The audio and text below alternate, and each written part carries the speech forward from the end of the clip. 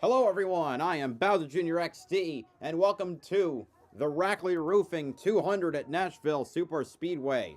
Race 12 of 25 for the NASCAR Craftsman Truck Series in 2025. Nearing the halfway point here as we head to the 1.333 mile D-shaped concrete oval. The concrete will start better, but as the track progresses, the rubber builds up, it'll become slippery, and those trucks should be searching for grip. Of the tracks that are 1 to less than 1.5 milers, there are 3 of them on the 5 of them. No, there are 5 of them on the Truck Series schedule. This is the second one after Rockingham. With 7 races to go before the playoffs, we have Corey Hine with a pretty significant points lead. He's won 4 races this season. Could have probably had more if luck had gone his way. All that being said, I don't think it's an understatement to say that he can go for number 5 tonight. Kyle Busch is in the field, so he might try to shake things up, but I think it'll be the Heim show yet again, and you could mark that as the prediction.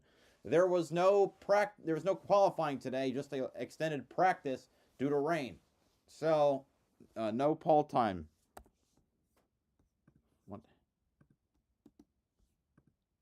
There in yellow finished third at Charlotte a week ago. He's led 22 laps, and because of all that, the metric has him starting on the front row. So great starting spot for him. Caden Honeycutt, and moments ago, he talked to our own Otto Dunn. Here with Caden Honeycutt. Started second tonight because of the matrix and no qualifying. Finished third last week at Charlotte. Caden, how's the truck tonight? I know you don't have a lot of experience here. What do you feel like with the racetrack? Yeah, it's definitely a lot faster from last year, mostly because it's. Oh my god. I don't know why I haven't connected. Okay, you know what? Screw the. I'm not sure if it was from the resin that was sprayed, but if we had something going on with the truck. But I mean, we got top 10 speed in practice, but this team wants to win, so we made some adjustments right before the race. I trust Phil and all my guys to make those adjustments and hopefully go after the win tonight. I think the guy that starts next to me is going to go after the win. He was really fast, so I think we'll have a good shot at it. We'll just put ourselves in position and execute all day, and we'll be there. All right, Caden Hednick. Caden knows what's starting next to him. Did you hear him? He said, I think the guy next to me knows where he's going. And Caden didn't quite have the speed. Corey hadn't practiced. But, man, this team, Phil, he said, his crew chief, they adjust well. I feel like he's got a good chance to win this race. They've been knocking on the door, Michael. In third place last week at Charlotte, they are so close to getting him his first win and doing everything just right. I do like, though, that he's thinking about the track, where he thinks the track's going to go and what's going to happen tonight. That gave Phil Gould that opportunity to adjust on that truck just a little bit. Yeah, how about the relationship? You saw Phil Gould there just a moment ago. He's been in the Truck Series a long time, but these two just have a dynamic. And that's special. When you Phil get to a Gould racetrack like Nashville and it throws he your curveball headlines like that the bump only down in good 3 and 4 that we're going to Nice talk crew, about all night basically. tonight, you've got to have a guy that understands what you're saying. Absolutely. Well, it's time now to go trackside once again for the command to fire engines. All righty. And now, here to say the most famous words in motorsports, please welcome Chief Operating Officer for Rackley Roofing, Michelle Boykin. Drivers, start your engine! And with that, 32 trucks ready to roll out onto the track. Okay, time for the starting lineup. Starting 32nd, driving the number 63, YKK 8P America Toyota for Akinori Performance. 51 years old from Kanagawa, Japan, Akinori Ogata. Starting 31st, driving the number 2, Levrak Ford for Reum Brothers Racing. 28 years old from Marble Falls, Texas, Clayton Green. Starting 36th, driving the number 30th, driving the number 5, 818 Tequila Toyota for Tricon Garage. 25 years old from Hillsborough, California, Tony Breidinger, the first rookie in the field. Starting 29th, driving the number 26, Rackley Roofing Chevrolet for Rackley War. 25 years old from from Lebanon, Tennessee. 19 years old from Lebanon, Tennessee, Dawson Sutton, the second rookie in the field. Jeez. Starting 28th, driving the number 22, Leverack Ford for Yoon Brothers Racing. 22 years old from West Greenwich, Connecticut, Tyler Tomasi. Starting 27th, driving the number 33, Buy American Veteran Ford for Yoon Brothers Racing. 39 years old from Scottsdale, Arizona, Frankie Muniz, the third rookie in the field. Starting 26th, driving the number 98, Curb Records Ford for Thorsport Racing.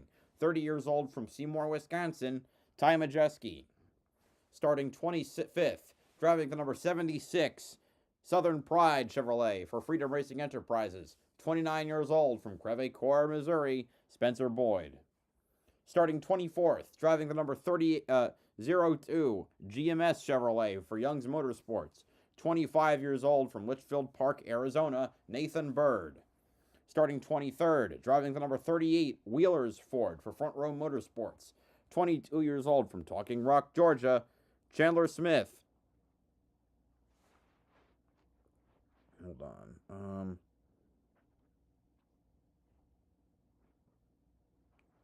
Okay. Starting 22nd, driving the number 91, Adaptive One Caliper Chevrolet for McAnally Hilgeman Racing. 24 years old from Loomis, California, Jack Wood. I'll try and play this on my TV again. All right. Starting 21st, driving the number 15, Place of Hope Toyota for Tricon Garage. 26 years old from Artesia, New Mexico, Tanner Gray. Okay, right, so that doesn't work. Okay, starting 20th, driving the number 81, Napa Night Vision Chevrolet for McAnally Hilgeman Racing. 26 years old from Charlotte, North Carolina, Connor Mosak, the third highest starting rookie. Starting 19th, driving the number 66, Soda Sense Ford for Thorsport Racing. 21 years old from Wausau, Wisconsin, Luke Fenhouse. Starting 18th, driving the number 88, Menards Zevo Ford for Thorsport Racing. 48 years old from Tulare, California, Matt Crafton. Starting 17th, driving the number 17, First Auto Group Toyota for Tricon Garage. 18 years old from Seekonk, Massachusetts, Gio Ruggiero, the second highest starting rookie.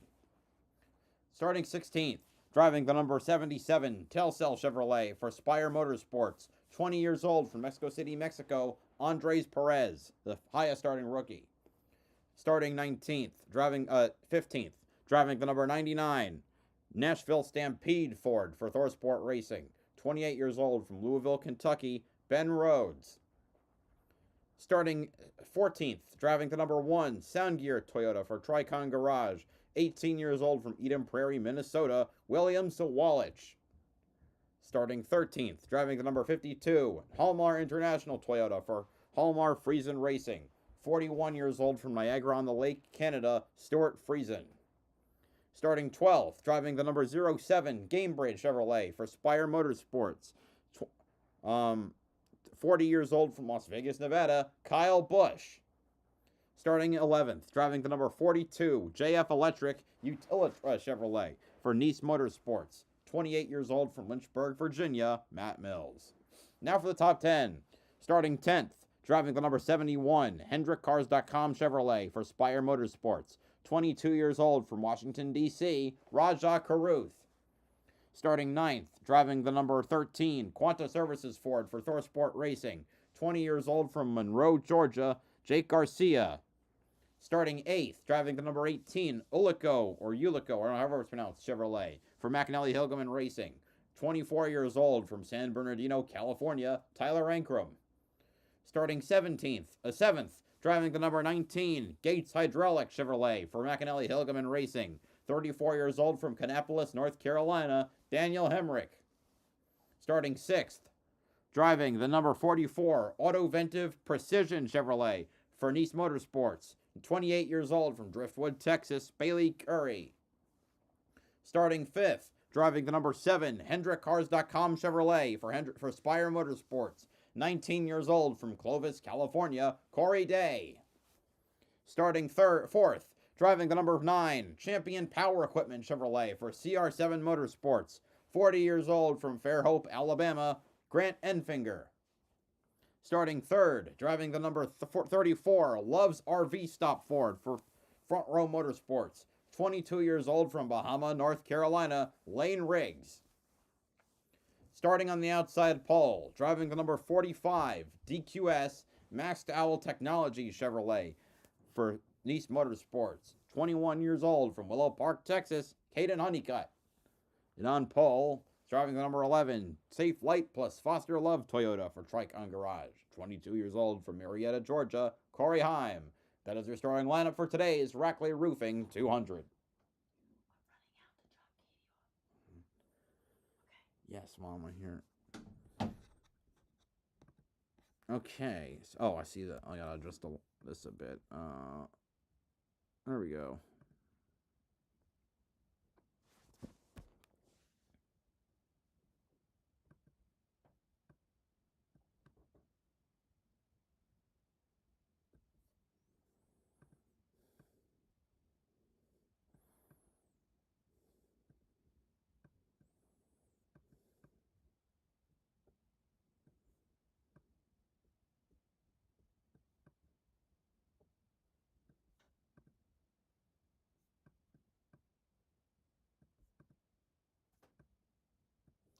Okay, we're not ready to go green yet.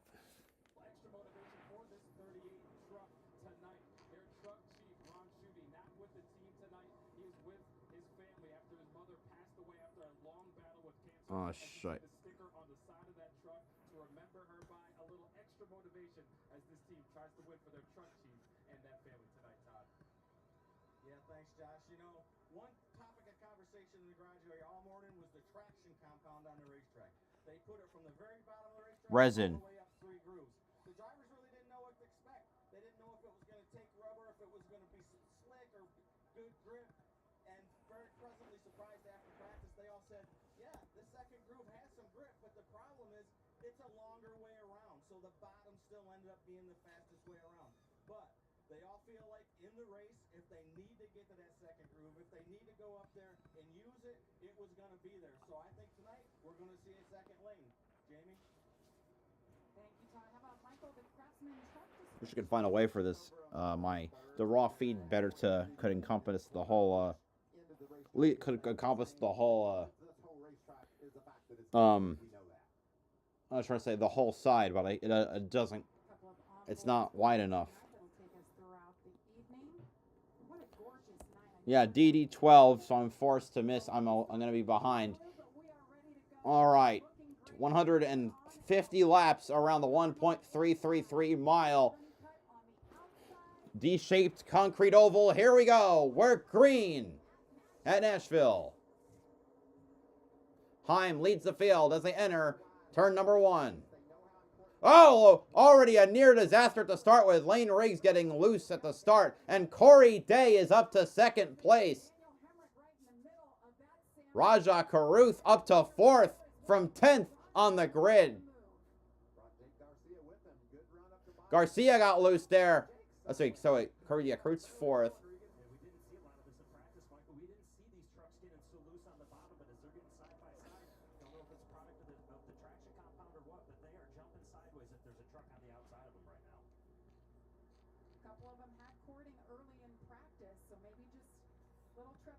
For a few, a little too loose for others. I think it's that pack they're in. You know, there's no aerodynamic side force, and so they're just racing hard, and they're nearly crashing. Caution is out. We got a wreck already. Turn 1, we're being told. Or maybe that's why they were sideways. That would definitely cause it if that was the case. Or as a caution or something. Debris, something. Some great saves, though, early on there and in terms of what was going on. Oh, fluid. Okay. That's a great call, Regan. Lane, watch this.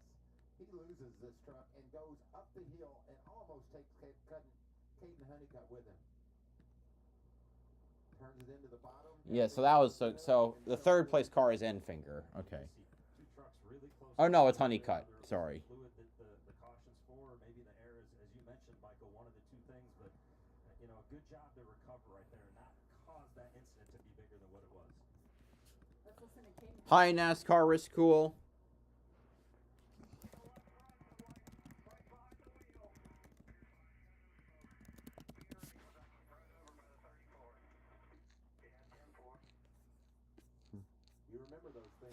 somebody gets you in a bind, especially early in the race, it sticks in your memory. And let's look at that 45 truck as he's coming off turn 4 here. Those left side tires, the Goodyear lettering is rubbed off of them, so he could have potentially an issue. Yeah, I want to be very cautious too, because where those trucks made contact. It's Frankie Muniz. His truck apparently with fluid. So. Want that to cut that tire down.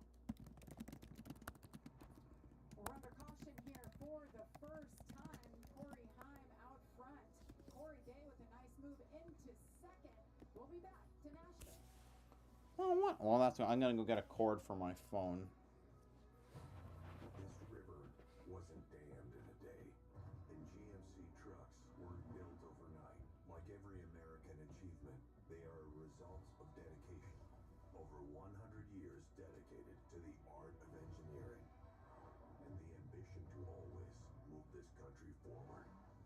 Get 0.9% APR on 2025 Sierra 1500 models, or current eligible GMC owners get over $7,800 total value on select Sierra 1500 models. We're here at Blackberry Friday, where everyone wants the unique taste of your Dr. Pepper Blackberry. Oh, Dr. Pepper! The sweet blackberry flavor. It's the most succulent thing I've ever tasted. Attention, shoppers. Hurry up. It's delicious.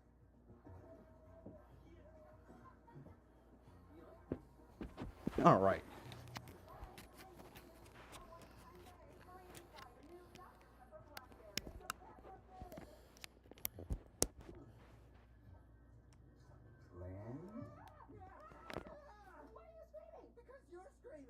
Are you hiding from used car shopping? Yeah.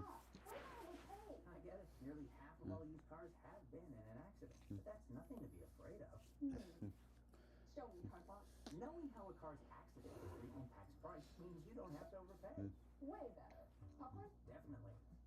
No fear, just Fox. Say show me at Carfax.com. The cockroach, resilient creatures, true miracles of evolution. Where there is one, I'm sorry, honey. Scavenging for food, the cockroach will... Well, that's all fine. Or the Home Defense Max Indoor Insect Barrier. One application kills and prevents bugs for 365 days. Not in my house, down. Nature's wild. Your home doesn't have to be. Doug.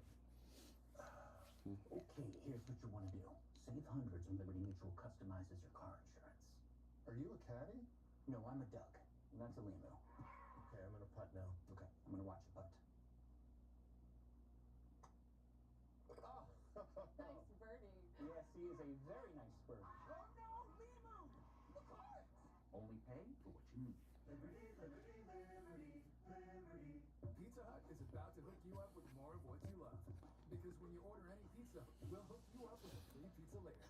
That's a pizza now and a free pizza later. Get even more with the Hut Hookup. Order now, only on the Pizza Hut app. No one else beats Pizza Hut.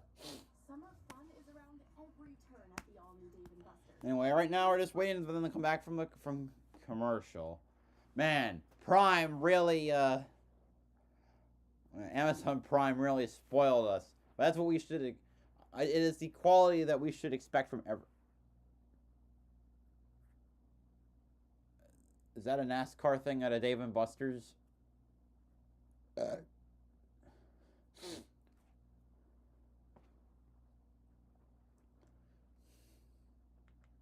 World Series rematch, or it's Twins versus Mariners. Baseball night in America. Coverage begins tomorrow at 6 Eastern. Check your local listings for the game in your area. That's only on Fox. So we are under caution for the first time here at Nashville. You see speedy drive all around the racetrack. We were told there was fluid in turn 1, and guys, I think we found the culprit. I would say that that is significant fluid. That's a lot. The back of the 33 truck. The truck should be white. It looks like somebody peed all over it. Let's listen to his radio.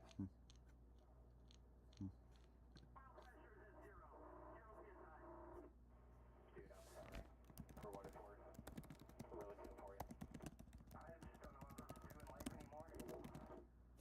And we heard Stuart Friesen a couple of weeks ago say he wasn't even sure if he wanted to do this anymore. It's just, you put your whole heart and soul Like, what type of fluid is that? It's yellow. I guess, I don't even know. Didn't even get a chance to get out there and learn anything or make any laps at all. That's just it's heartbreaking, and you can hear it from his voice. Well, Josh, what are you hearing? Well, yeah, guys, when you talk about it with Frankie, I saw him right before the race started, and the excitement and the anticipation for another race after the tough stretch he's had was beaming through, and then, of course, this happens early in the race. So I just checked with the team, and they said it looked like an oil line was not loose. That's why you see the oil that was on the track. Oil. You see it all over the back of that That's truck. really oil? Man. It's not a bigger issue like a blown engine or anything like that, but certainly another tough break for Frankie as he tries to get some type of momentum going this season, guys. Well, they're keeping him in the truck and they're cleaning it, so that's a good sign that perhaps, Michael, to your point, he could get out and actually learn a little bit and turn some laps tonight. Yeah, what a beautiful truck, too, celebrating buying American veterans and just a great young racer trying to get his arms around this stuff. And you know, Regan, how tough it is. We've been there. Absolutely, Michael. It's the highest of highs and lowest of lows, right? And you know, you want to see Frankie get back out there and get just a few more laps, maybe. As cleanup continues, we will step aside, take one more break. We'll have the restart coming up after this. My mental health was better, but uncontrollable movements called TD, tardive dyskinesia, started disrupting my day. TD felt embarrassing. I felt like disconnecting. I asked my doctor about treating my TD and learned about Ingrezza. Ingrezza is clinically proven to treat TD, quickly reducing. We're still waiting because now they got to clean up the track.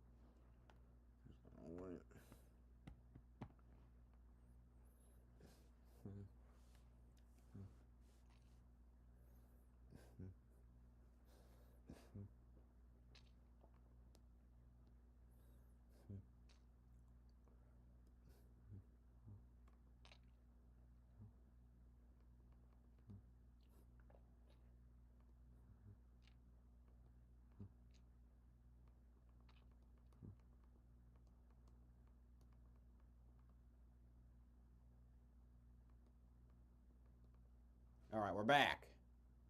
Sideways, and it was because there was a lot of oil laid down. And by a lot, I mean all around the racetrack. Let's take a look at Frankie Muniz at the moment that they took the green, we believe.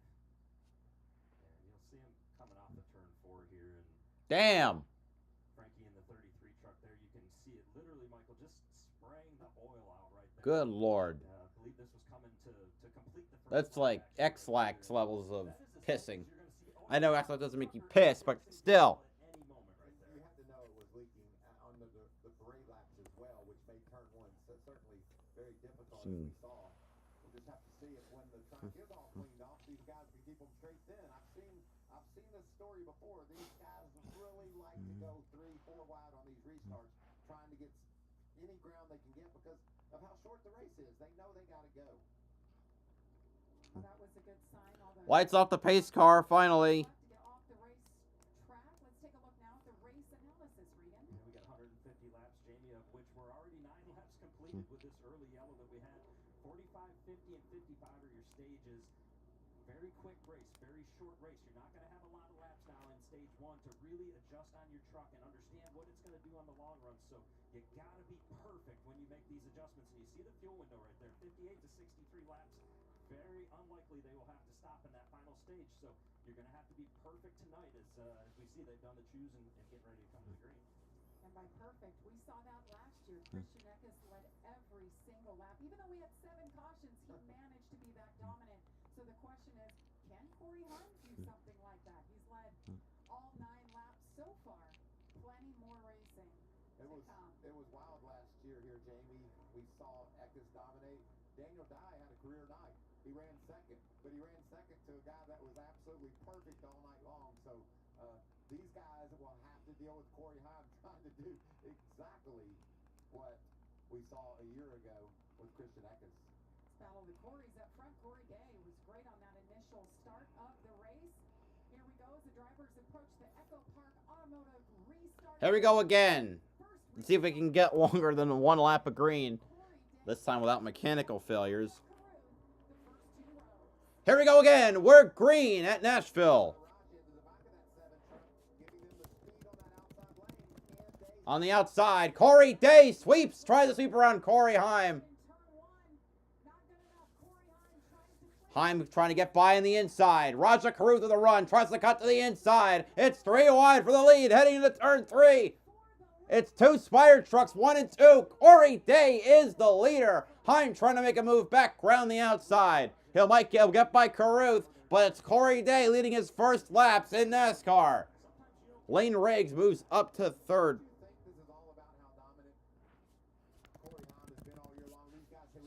Corey Heim gets right around the outside and retakes the lead. Lane Riggs, a little tap in there, trying to get by Corey Day, and he will.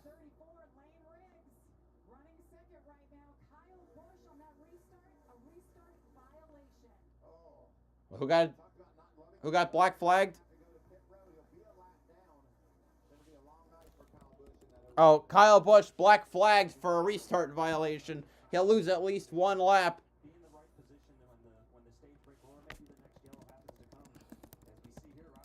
Here comes Caden Honeycutt trying to split the 2 Spire trucks. Bails out. He thought differently of it, but Caden Honeycutt started second. He fell back to 5th, lost a few spots on that initial start of the race. You know, hold on. I'm behind, so I'm going to reload. There we go. Regan and I both talked to Lane about that. He said he's not worried about it at all. There was just a little bit of a fender rub. They corrected that. And we talked also earlier in practice, Regan, that these front row trucks, they can pace with Corey Heim. Can they beat him? That's a different story. But they've got the same speed at times that we've seen Corey Heim have. Lane Riggs brought a brand new race. Heim, so it looks like Kyle Busch is still on the lead lap, but almost, but on the rear end of it. See if Lane Riggs can catch up to his best friend, Corey Heim. A couple of ThorSport trucks battling in the rear to the top 20. Rat Crafton, Luke Fenhouse, Ty Majeski's trying to work his way up from near back of the pack. And there's also Tanner Gray right behind both of them.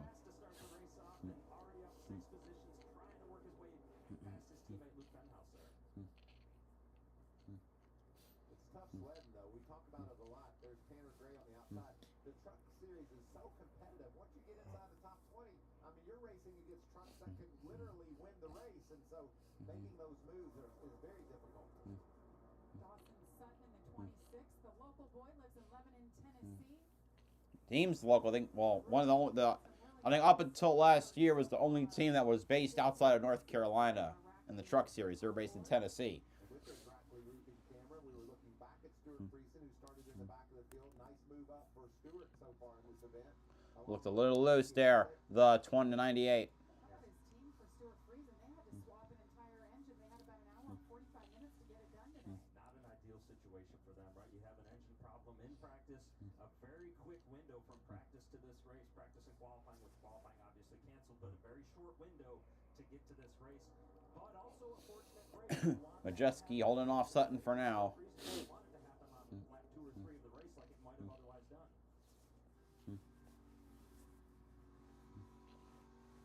Nice view out front of Ty Majeski, up to 21st spot. Man, that's just a good view, isn't it, Regan? Every time I see these pictures, it makes me want to be out there on the racetrack. It's just so cool running down the back straightaway here at Nashville. Mikey's won here when the top 4 are wrecked out in 04. That was Kyle Busch, Clinton Boyer, Robbie Gordon, and Johnny Benson. Riggs is getting closer, I think. He'll try and dive down to the inside. He's getting side by side. Can he hold it off the corner? Yes, he will. The Love's RV step forward, contending for the lead. He'll take the lead at the line. Can he get past him? Can he clear? They go down 1 and 2. Riggs is diamonding that inside lane. He takes the lead as they head to the middle of 1 and 2.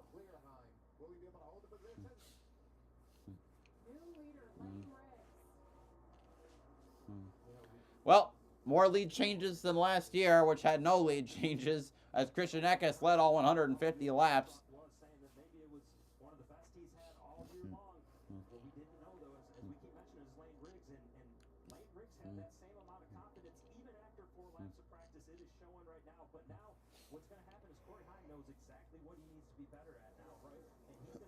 Now, we have 7 races left in the regular season. Only 4 regulars have won a race. Himes won 4 races. Daytona, Vegas. No, he didn't. Or did he win Vegas? I think he... Hold on, I can't even remember. Yeah. Daytona, Vegas, Kansas, Texas. You got Daniel Hemrick, who won Martinsville. Chandler Smith, who won Bristol and North Wilkesboro. You have Tyler Ankrum won Rockingham. 6 spots left with 7 races to go in the Truck Series before the playoffs. So that door is opening for drivers to point themselves in. Honeycutt passes Corey Day for 4th spot.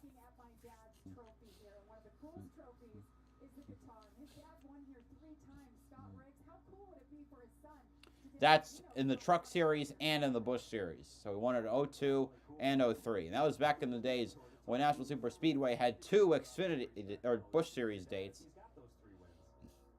This is impressive for the guy that was dominant in practice to a guy that didn't get any practice. They're running 1-2. 22-year-old from Bahama, North Carolina, Lane Riggs, out front here at Nashville.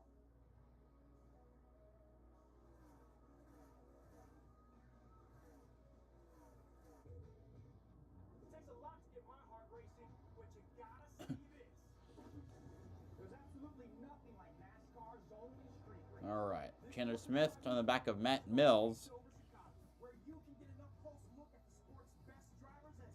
That's her 14th. Friesen still on the back of Dawson Sutton. Oh, so we can see that Majeski has gotten past Matt Crafton. I guess so is Luke Fenhouse. So 21st through 23rd right there. Win 1 championship, you're celebrated. Win twice, they call you a hero. 3 times, they say words like legend and dynasty. But when you've won it all 7 times, the trophy speaks for itself. Introducing the full lineup of Ram trucks. Ram, 7-time winner of Motor Trend's Truck of the Year. Right now, Sutton passes Crafton, and Chandler Smith gets by Matt Mills. Ram 1500 Laramie, plus $2,000 bonus cash on select models and dealer inventory. Put the work in.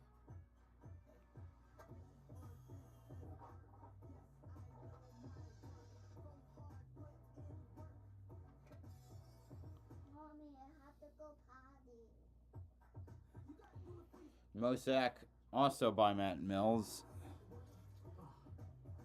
So that's 15th. Friesen trying to get by Crafton. What's next?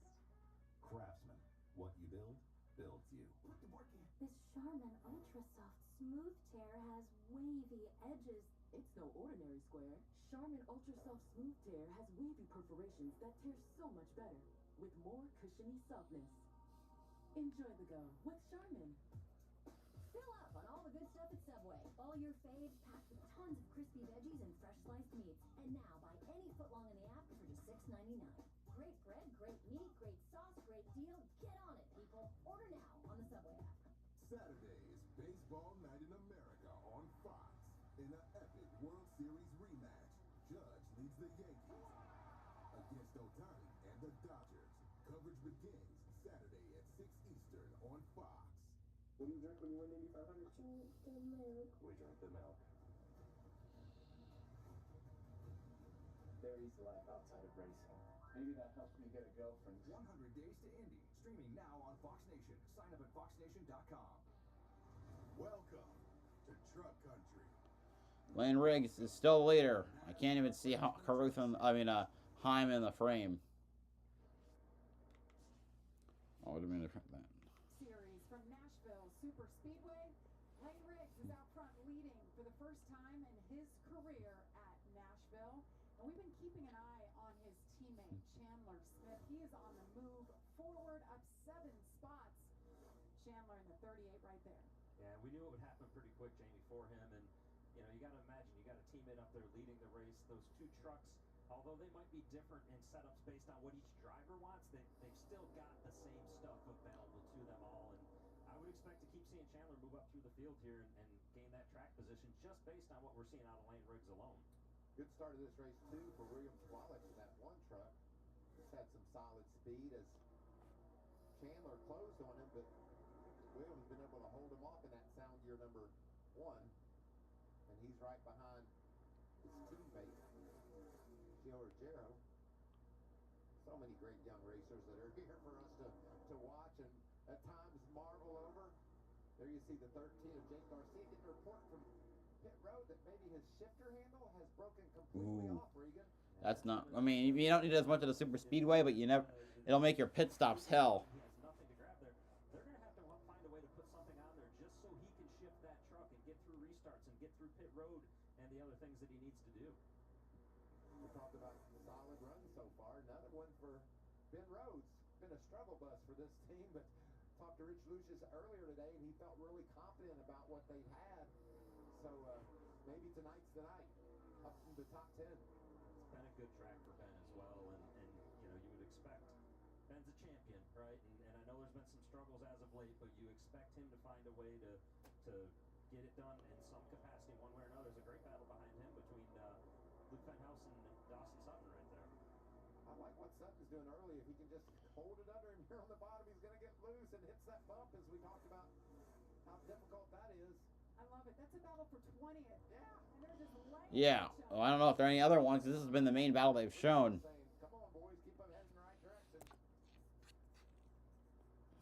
Luke Fenhouse, that 66 truck, doesn't get an opportunity every week, but he's up in Sandusky, where ThorSport is, putting in the time, making the effort. He wants to make this a full-time ride. So I just can't imagine a driver that you don't get the opportunity every week, but when you do, you're trying your darndest to put on your best foot forward so that you can land that ride full-time next year.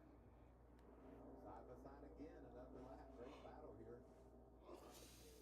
21st for Fenhouse. Sure seemed like Dawson Sutton had a bunch of friends and family all at the racetrack on pit road earlier. And you hear right there Dawson as he tried to throttle up. He didn't want to get back to the gas too soon because he couldn't use the whole track, and that's what makes it so difficult to pass. Now you're going to have a truck on the outside of you right here, and you see the bump, you see the trucks hop around right there, just adding to the element of you're probably already a little too tight in the center of the corner. You know it's going to push all the way off of the corner, and you got to be so careful with that truck on the outside. Kyle Busch, I said he'd have to make that unscheduled stop and lose a lap. Well, he hasn't lost it yet, but he's the next truck to go a lap down. Last time by, he was about 0.8 of a second slower than our leader, Lane Riggs. We had a restart violation. The 07 truck. See him on the outside bottom of your screen. He's struck in line, and he just ducks out just a little bit too soon before the start-finish Yep. line, and you just can't do that. You got to cross the start-finish line before you move over there. And the good news is Kyle is still on the lead lap. There was a little bit of thought that maybe he wouldn't be, and I've been looking up and looking at his lap times. He's running some decent laps time. We're then 10 to go in the stage. Some of this traffic that's in front of them. NASCAR, we have a competition call with them each week, and they've been adamant about telling the drivers that you must stay in line until you cross the start-finish line. Kyle was clearly out of line, and NASCAR called that penalty. They talk to the drivers about that weekly and make sure they understand. Saw Tyler Ankrum in the 18 get around the 44. The 44 got loose right here. See what happens to Bailey Curry. Akinori Ogata, there's the lap truck. A lot of traffic here, Regan. A lot of traffic, and certainly going to end up 3 wide here. Splitting Akinori. It's Tony Breidinger. Just a tough angle into the corner for Bailey Curry there, and then he tries to keep. What about Tony Breidinger? She was not in frame at that moment, at least. Save. That's 2 guys that were battling for position, right, and just trying to find a way around the lap trucks, and unfortunately it didn't work out for Bailey, but it worked out from the sense of he saved the truck, and it's still rolling forward right now. And he's still ninth after all that. And he's running in the top 10, so we're just going to use that. So Fox's ticker was wrong. They said he was in 11th, I think. Again, maybe. Tyler Ankrum just ahead of him is on the march as well. A couple of top 10s here at this track for Tyler Ankrum, and what a season it's been. One of the most consistent drivers in the field.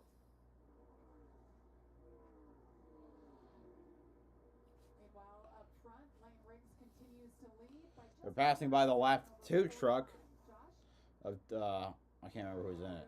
Is it Malozzi? No, it's Clayton Green.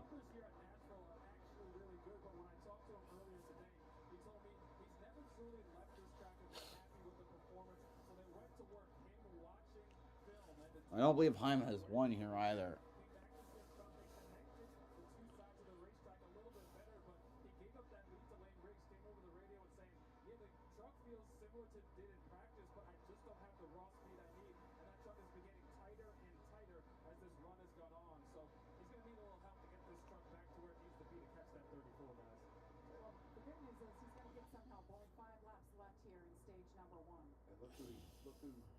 They've caught up to Kyle Busch. 4 to go on the stage now. Lane might have trouble holding off Corey Heim with this really competitive traffic in his windshield. None of these guys are going to want to go a lap down. We know how hard they're going to battle, and certainly there is points and playoff points on the line as we get towards the end of this stage here. So we're going to do everything they can, and it's going to bring Corey Heim back into the battle. I'm sure we'll see him popping into the screen here just a little bit as he's starting to close in again. Well, we talk all the time about the dominance of Corey Heim's stage wins. Lane Riggs desperately wants to win this stage and not let Corey Heim continue to be the story. But now he's on the inside of Kyle Busch, and Kyle's not giving him much room. Yeah, Corey Heim, 8 stage wins this year alone. Wow, look at these 2. This is what you normally see up front, Kyle Busch battling Lane Riggs, but now they're battling just to stay on the lead lap for Kyle Busch in the 07. 2 to go at the line.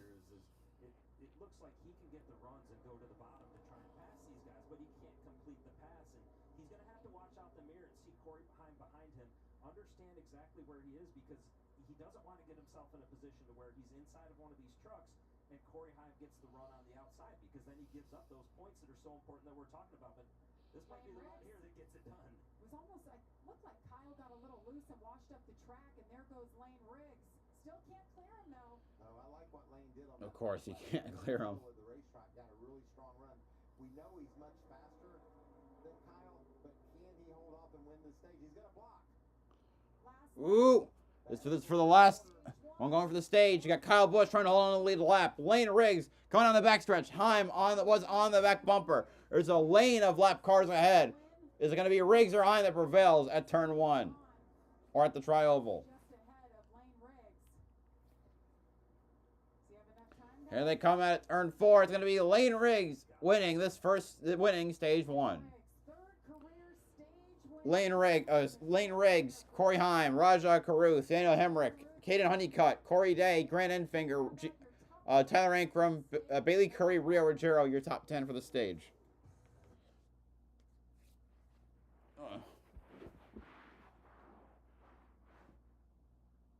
I just need a moment to step outside. Like, I was nodding off. I just need to. Oh God, my dinner was only an hour ago. Dang. Well, without fail, I start to fall asleep during one of the broadcasts every weekend, and every day of every weekend. It's so annoying. Anyway, we also just got water. Oh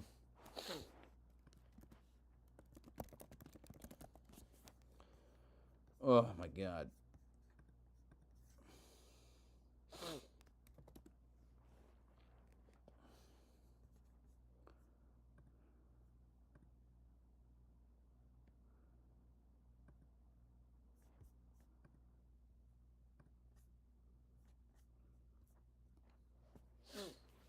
Oh my God. Okay, I'm gonna get a drink.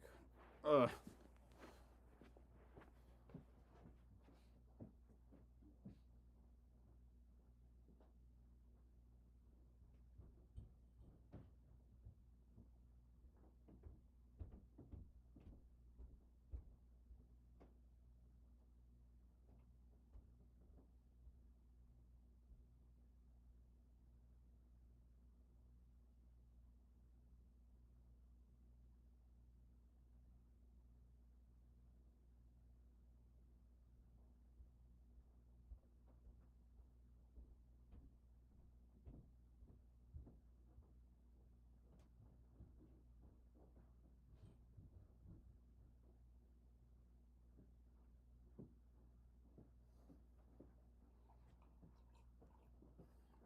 All right. Let's see if that water helps.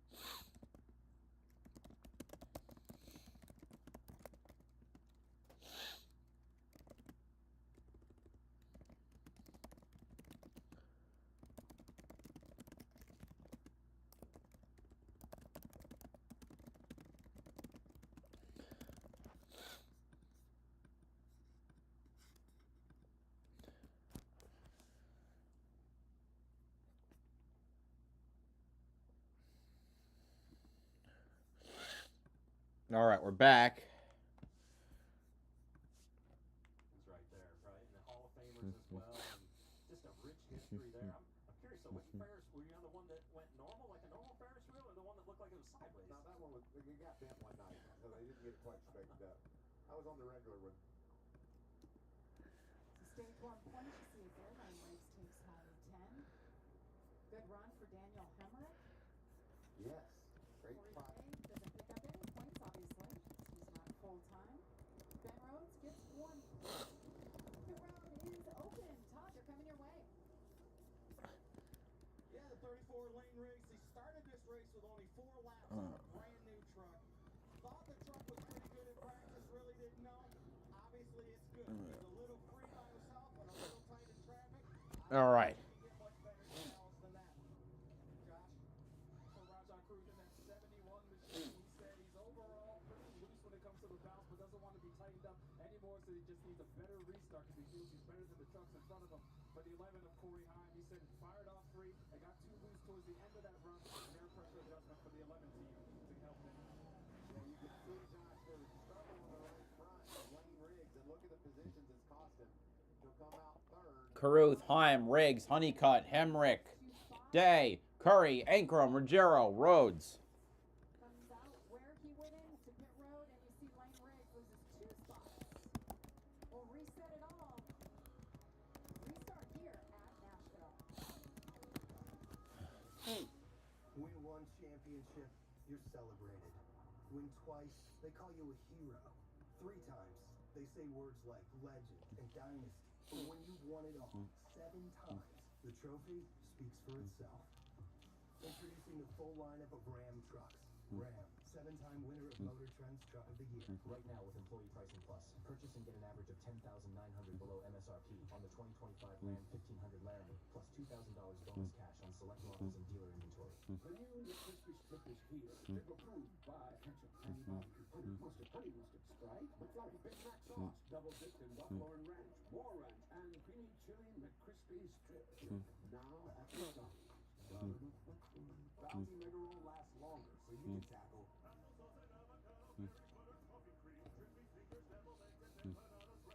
Bounty Mega Roll is clean fills without running out.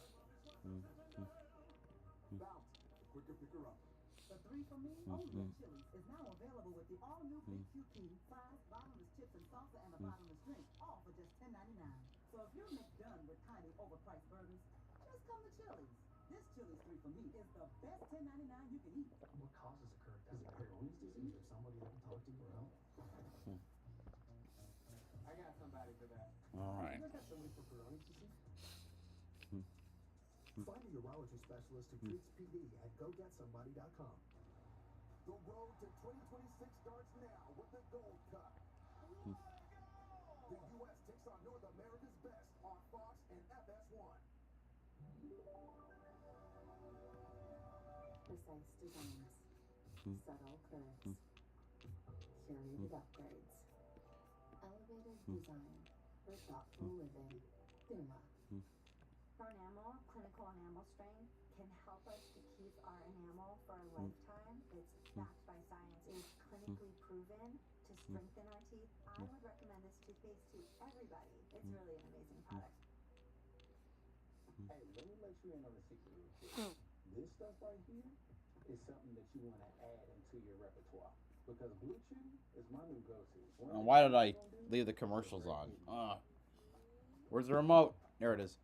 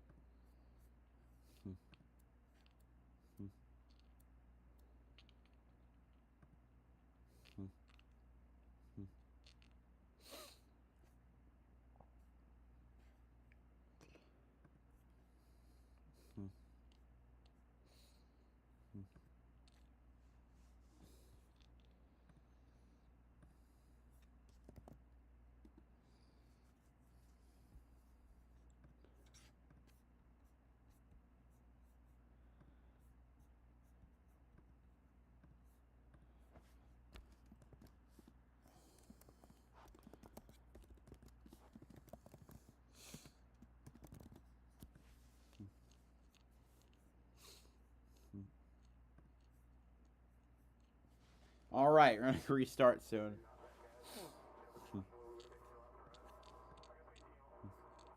just a lot of love right there. That's telling the team what you need. You know, that's what the guys need to hear. They know their guys on their side. He's going to go out there and get that back. Really a confident young racer, and I like that interaction between he and the team. Dylan Capello, his crew chief. They have a lot of mutual respect, and that's great to hear a driver have that pep talk. We only lost 2 spots, guys. Maturity, too. A lot of maturity from a young driver. His teammate Chandler Smith has a little bit of damage on the right rear. Getting a report that leaving pit road got run into. Look at that. Regan, you know how sensitive that corner of the Oh, wait. Who's damaged? Oh, that's Chandler Smith trying to do some fabrication on the rear, or trying to fix the rear right quarter panel. Anyway, time to kick off stage number 2. Here we go. We're green again at Nashville. Good start for Caruth. He might be clear of Heim heading into turn 1. Heim moves to the outside. Caruth going to take the low lane. Hemrick slipping back a bit from 5th. Or maybe he'll hold on to 5th. Heim in 2nd. Honeycutt in 3rd. Riggs in 4th.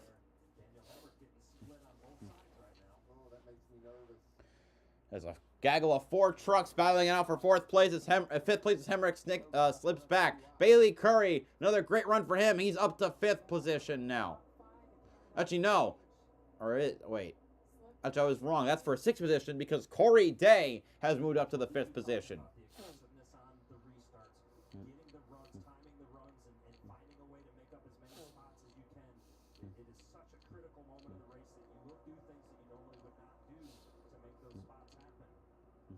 Kyle Busch trying to work his way through the field. Oh, there goes Jack Wood.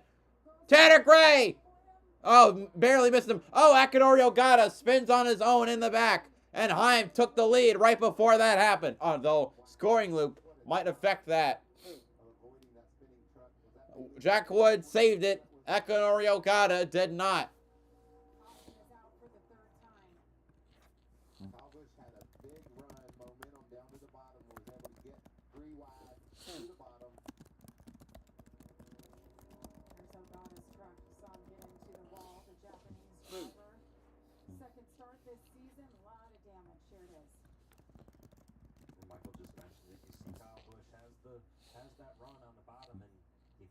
This move when you can, and it just caught these guys a little bit off guard, and Jack Wood just gets down in there and gets himself into a bad position as they're trying to get back towards the bottom. Jack Wood kind of stuffed it in there, but had so much momentum. I think that I don't know if that was ever going to work, and what a move by Tanner Gray to just check up and find his way through that. I said Bailey Curry, but he gets hit in the back.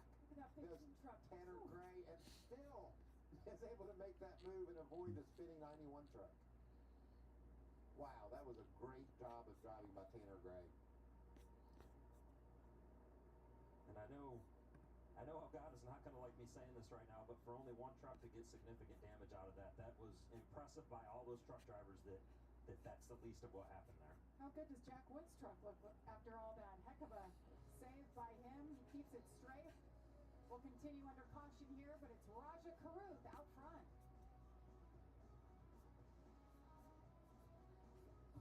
Join the more than 7 million adults, like Michael, who've taken Ozempic. As touring musicians, my type 2 diabetes could have slowed us down, but I didn't let it. I'm Michael from the Warren Treaty, and this is what my Ozempic era looks like. I'm lowering my A1C and lost some weight too. I also learned some people take Ozempic to lower the risk of major cardiovascular events like stroke, heart attack, or death, and others take it to lower the risk of worsening chronic kidney disease. Don't share needles or pens, or reuse needles. Don't take if you or your family had MTC, MEN2, or if allergic to it. Stop taking and get medical help right away if you get a lump or swelling in your neck or any of these allergic reactions. Tell your provider if you plan to have surgery or a procedure, are nursing, pregnant, or plan to be. Serious side effects may include inflamed pancreas, gallbladder, or severe stomach problems. Might try to experiment with if you have any of these symptoms. Taking the sulfonylurea or insulin may raise low blood sugar. titles and tags again, as I'm adjusting back to just the truck series. Adjusting back to just NASCAR streams. Discover the GLP-1 with the most FDA-approved uses. Ozempic.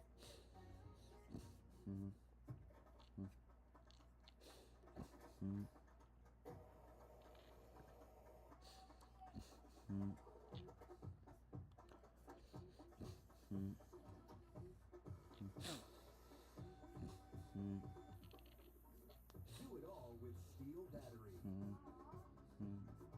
Don't miss Steel deals. Now is the best time to save big on over 40 hardworking Steel tools. Anyway.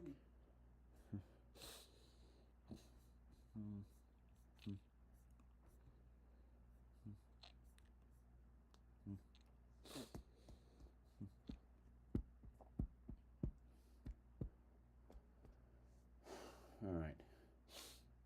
At least I'm not falling asleep again.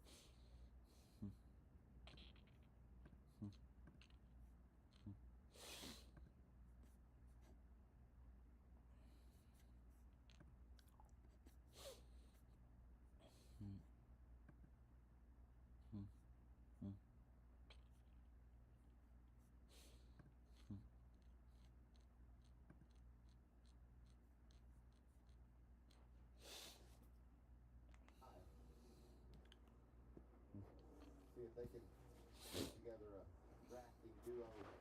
These pushes are important, Regan. You know that. If you get out in front, you can clear the guy on the outside, but you need help to do so. You've got to have the guy behind you be on top of his game when the green flag waves. You've seen plenty of guys get put 3 wide down the back straightaway if they don't. So that's going to be another key, Michael. Make sure you clear them, or at least have enough momentum when you get to the back straightaway. Warming up those tires. As they roll in here, and the drivers approach the Echo Park Automotive restart zone. It's Raja Caruth, Corey Heim, Caden Honeycutt, Lane Riggs behind him. All right, here we go. We're green again. Heim with a great restart and a push from Lane Riggs back up front. Sweeping around the outside, his favorite move. He's going to hold on to the lead while Caruth is trying to run the bottom. On the inside, we see Bailey Curry trying to work up to the top 5 past Corey Day. Right now, front 3 close to each other. Heim, Caruth, Riggs, and then Honeycutt a little farther back. Corey Day resettles back in the 5th. Yo, get rid of the restart zone graphic. We're past that. Sorry, actually, that's wait. Oh, sorry, that's farther back. So Bailey Curry's now in 7th with Grant Enfinger ahead and Ankrum behind. Kyle Busch currently in the 14th position. He's just trying to work his way back through the field.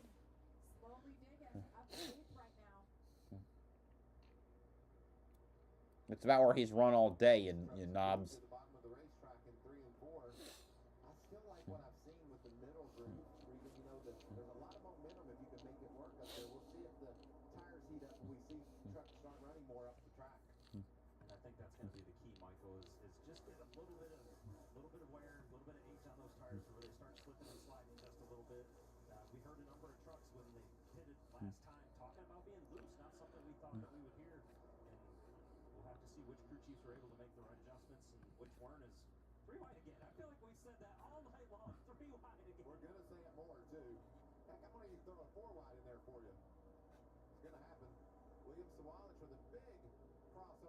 Trying to get around the 77 of Andres Perez, who announced that he'll be making his Xfinity debut in Mexico in just a couple of weeks. Got to be exciting for him going home. Guys, look, the 07 of Kyle Busch. Kyle Busch, he's up. He's past ahead of Majeski and Friesen, who's ahead of Mosak and Perez. Is he still in the 14th position? Kyle just making some good moves on these restarts, right? That's for Kyle Busch. He's loving some of those restarts. An opportunity to make up spots in big chunks, right? To get himself back into the race, and certainly that's going to be a motivating Kyle Busch behind the wheel. You see him get up top, and that thing is wiggling all over the place. I'm not sure that the track was working quite that high right there. That's 2 spots he lost right there in one turn. I don't know how many times we've ever said that about Kyle Busch in a truck race. You know, he's 2-0. He won both truck races, but he hasn't been here in 14 years. So when he talked to you, Regan, when he was warming up on the warm-up laps, and he said he just hasn't found that feel. The rules are different. Things are different. This truck feels different than the last time. I'll stand by what I said on the warm-up laps. He is Don't Kyle count him out. Busch. Don't count him out. I felt that way even after the penalty as well. Daniel Hemrick picked up the spot. Racing hard against Jake Garcia. Jake's working that bottom line. Battle for 9th. Jake Garcia, weren't we talking about him missing his shifter? Yeah, I got another report from pit road. He's got vice grips in there. Hold to that. All right, Hemrick getting past Garcia and Sutton. Hemrick was top 10, I think, in the stage. Yeah, so he's running in 9th with Jake Garcia in 10th again. Dawson Sutton, a pretty good recovery considering he started, I think, the 2nd lowest of all the rookies. Now the highest running of the rookies. Kyle Busch now a little further back in 16th.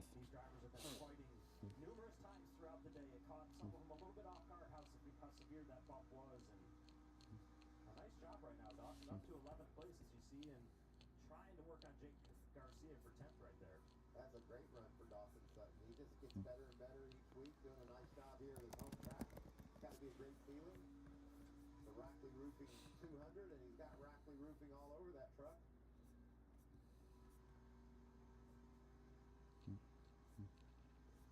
Real smooth on the exit there off turn 4. Drop back just a little bit.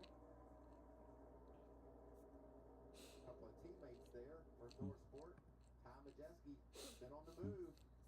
Yeah, very, very nice restart and picking off some spots where Ty is up 7 spots since the restart right now and running in the 13th spot. Josh, he is looking really good right now. Yeah, Ty looking much better than he did at the start of this race. Earlier on in stage number 1, he just said that truck was on top of the track. He was worried about the rear tires, just not where he wanted to be. And all day, we even heard from him after practice, not happy with the handling in that truck. But it seems like those adjustments during the last pit stop have him making moves through the field. A good run for Ty Majeski right now, and he really needs it on the season. Yeah, you see, just since the restart, up 7 spots, so that truck's certainly getting better as the track maybe cools just a bit, tightens up just a bit for him. We know how much he and Joe Shear work together and just complete each other's sentences, his crew chief, Joe Shear Jr. So obviously the adjustments were just what he needed on that first stop. We'll see how they can improve that truck as we race toward the end of the second stage. Halfway through stage number 2, 50 laps here, round out stage 2. Tell you somebody else who I think made some good adjustments. The 11 of Corey Heim. We'll see him up here and trying to stretch it out just a little bit. I'm curious when we get just a little further into this run what the 34 of Lane Riggs is capable of doing. But Scott Zipadelli and Corey Heim, such good communication between the two of them. We heard the report from Josh on the pit stops that he was battling a little bit of a loose condition, and they appear to have done exactly what he needs right now so far. But on the last lap, the fastest truck on the track was Lane Riggs. He put about 2/10 on our leader, Corey Heim. So we'll continue to watch that 34 truck as Kyle Busch tries to battle up through the field. Back to 17. He's not going in the right direction, Regan. That is not what he wants to see right now. And, you know, back there battling Connor Mozak at the moment. And great experience for Connor. Lane Riggs reeling in second place, Raja Caruth. See there how fast that 34 truck is lap after lap. He's got a better lap time, but he could lose a little. There he goes up to the middle. I like this. I like that lane. I don't know why. Looks like you get a good run off when you go up to the middle. Let's get an update on Corey Day, Todd. And 2 laps will have been past halfway. I want to give Corey a shout out. I talked to this young man today, and I did not realize this. This is only his 6th mile-and-a-half racetrack and his 20th time ever on a hard surface, whether it be pavement or concrete. I love the on a hard surface. Well, so I guess that's the accumulation of all of his, I guess, late model ARCA truck Xfinity starts.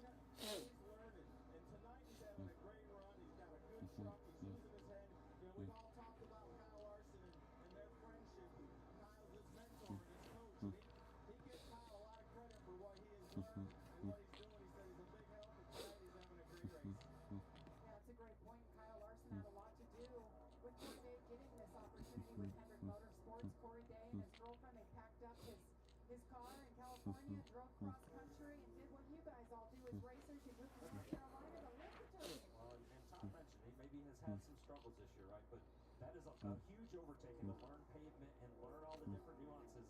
And what you want to see is a driver continue to grow, and that's what we're seeing tonight out of Corey Day. Growth, improvement. 10th career truck series start. 20 to go in stage number 2. Corey Heim continues to lead. We'll step aside, but you won't miss a thing as we go box side by side.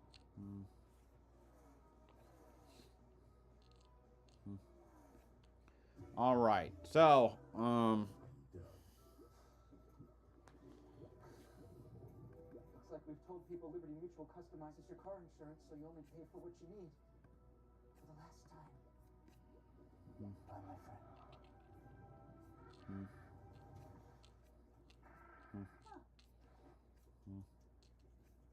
I thought it was deeper than that. Only pay for what you need. Lane Riggs trying to get by Raja Caruth, challenge back for the lead like he was before. Or at least, well, maybe, okay, he's still a second behind.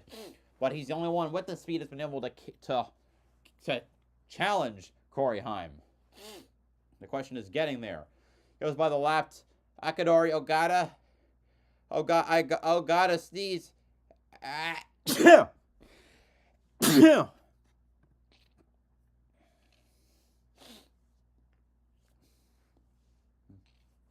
Let's use a lap down. Breidinger, a lap down. Oh, There we go. Tomassi a lap down. Nathan Bird a lap down. Oh God, it's 4 now, and Muniz is out.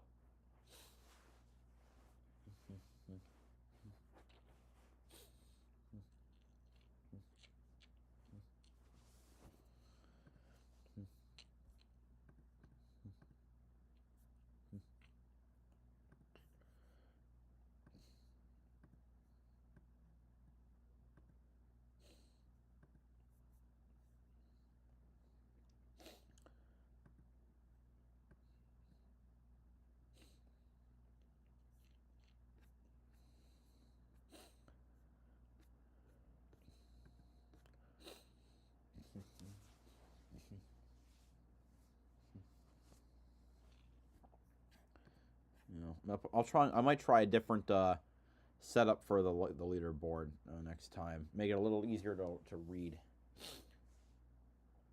I really wish NASCAR kept the original one because it was legible. I could fit the entire thing on one web page, and it was dark, so it meant that I could put my face in an area and it wouldn't be as obvious. Welcome back to Nashville Superspeedway.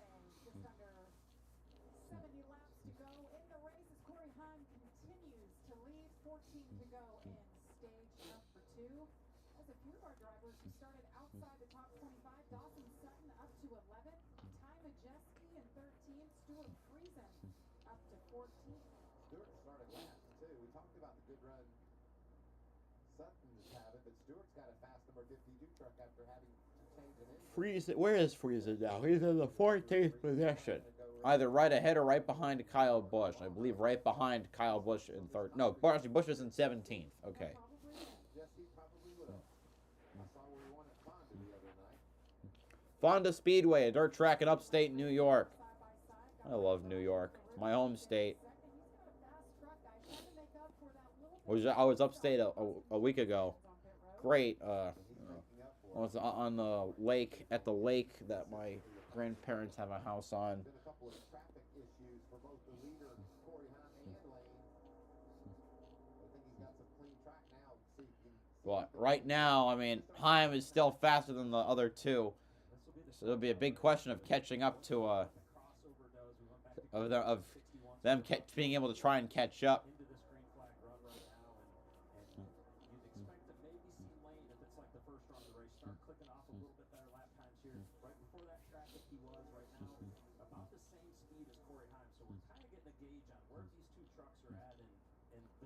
Same gauge as well. You want to know how competitive things are? I talked about the scoring monitor. The fastest truck that lap, Ty Majeski in 12th place. He outran these leaders, and the leaders have clean racetracks. So that just tells you how good trucks are all throughout the top 20. Corey Heim has now led the most laps tonight, 43. Lane Riggs led earlier in stage 1. A lot of separation right now around the field.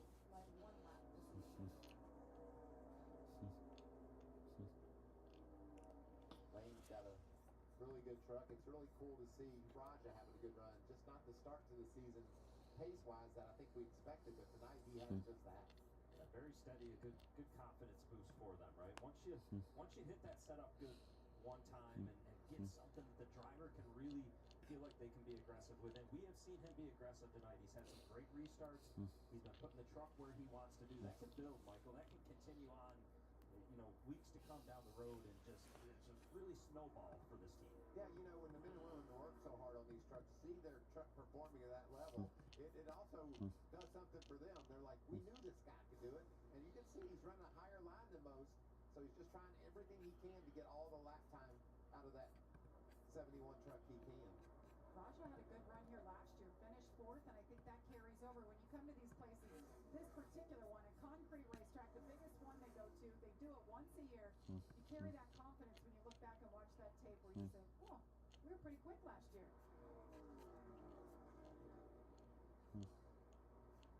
See Tyler Anker back here battling with his teammate Daniel Hemrick right now. Currently, these guys are running 8th and 9th, and Tyler Anker every week finds his way towards the front, running a little different line than his teammate Daniel Hemrick right now, and we see Daniel grab the bottom right there.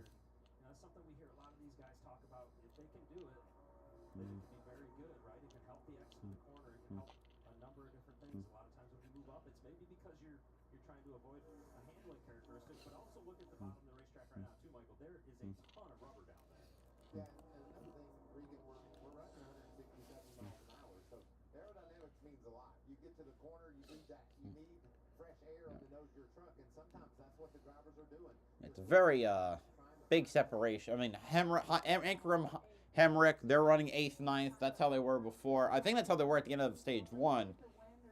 Hemrick trying to look to the inside as Ankrum's right on the outside. You can see just how rubbered in the turns are. It's like a black. It's like looking at a zebra. For a long time, since 2016, he's really had to lean on a teammate like Tyler Ankrum to get readjusted, reacclimated to this thing. At least it's more pronounced in 3 and 4. In turns 1 and 2, it is much more a gradient. 6 to go in the stage, by the way, as we hit the 60% mark of the race. 5 to go in the stage. As Emmerich, can he hold the ground? If he can hold the inside this time, he takes P8.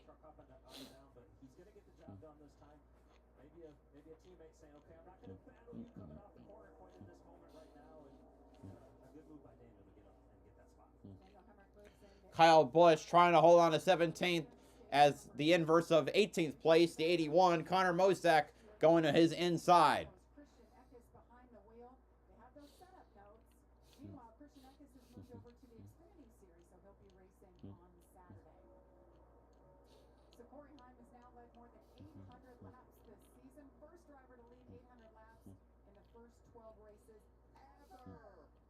And he has just done so many magical things, and that's a thanks to our stat guy. Because he has basically no good competition. He shouldn't be in the truck series because he's too good. Meanwhile, Kyle Busch has not gone anywhere. Back there in 17th, trying to get around the 81 of Connor Mosak. Chandler Smith hasn't been good either since his right rear fender got damaged. He's back in 19th. The driver, I think, is second in points. Not probably going to make any dent whatsoever in the number 11's point lead.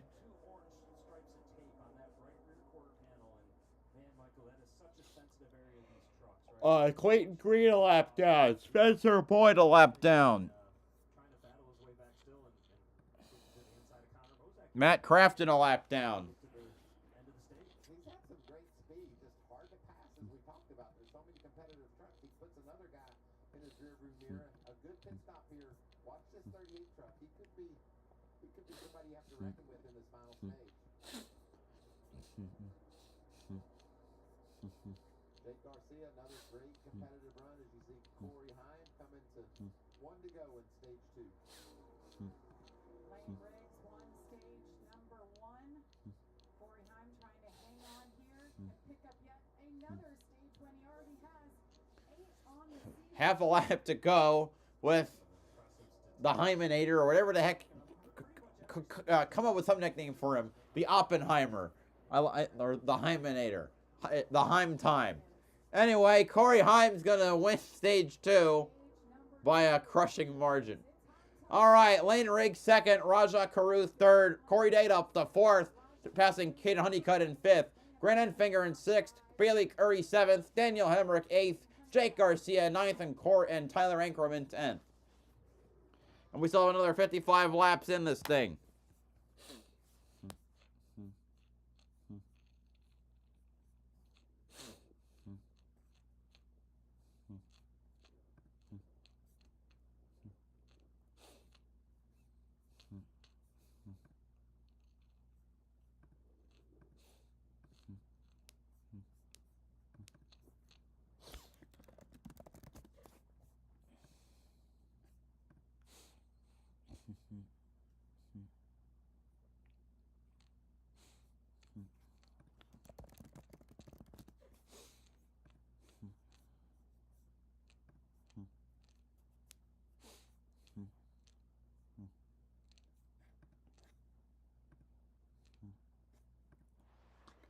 All right, now we wait. But right now, the obvious 3 best cars, I'm trying to say, Corey Heim, Lane Riggs, Raja Caruth. Caruth seems to have good short run pace, but falls off over the long run.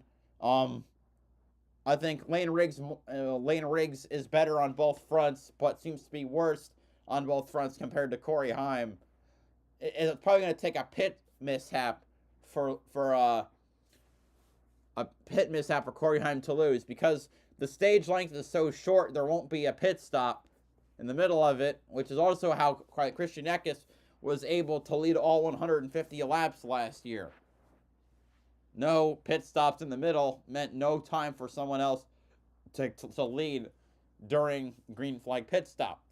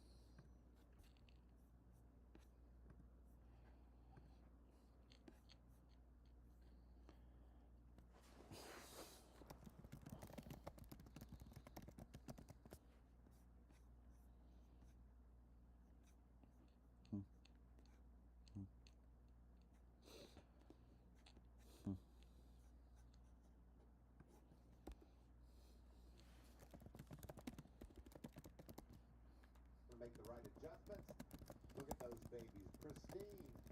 They are, and they've got speed in them. Equally as important, my pit crew's going to do a great job and get me out in front of everybody. And I've got to do my job. A lot of times we don't talk about that, but the driver starts the process, and it's choreographed to the nth degree. And when he slides to a stop in exactly the perfect place, that allows that crew to perform at the optimum speed. This will be the second stop for these drivers this evening. We think it could be the last too, Jamie. They can make it to the end of stage 3, which we usually don't see. Third and final stage tonight is 55 laps. Pit road is open. As they dive to the inside, they're coming your way, Todd.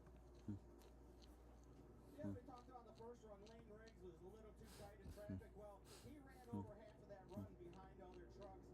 It was too tight. Once he got the second clean air, it was still too tight. So Dylan Capello's trying to make a small adjustment for that for the long run. Josh? For Rajah Cruz in that 71 truck, he said he was too free to hustle it the way he wants it. Says he needs the right rear to be better. And then for Corey Heim, so that truck got too tight towards the end of the run, but he doesn't want to loosen up too much as he gets 4 tires in fuel. Oh, heartbreaker again for Lane Riggs. This time it was about triple as long, Michael. The right front was a problem. All right, Caruth, Heim, Enfinger, Day, Honeycutt, Hemrick, Curry, Riggs is the 6th spot on the pit road. Majeski, Ruggiero. It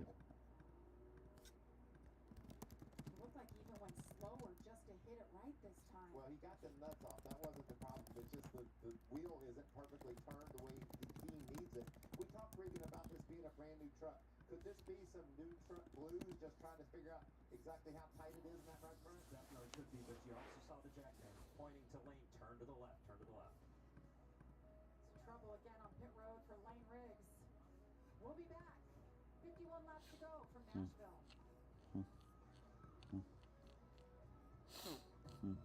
For the professional, it's not enough to possess knowledge.